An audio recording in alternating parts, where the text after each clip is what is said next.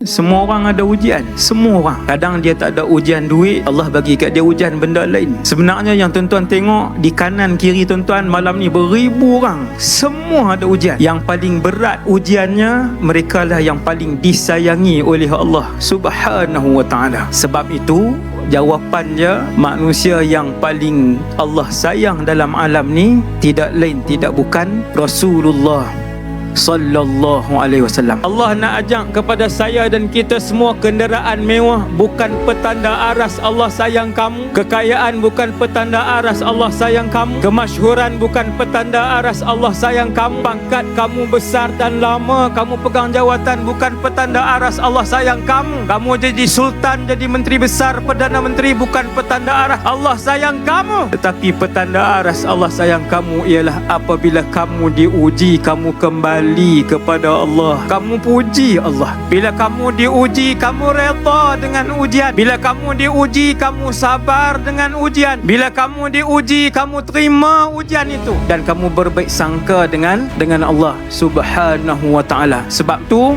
baca sirah banyak-banyak.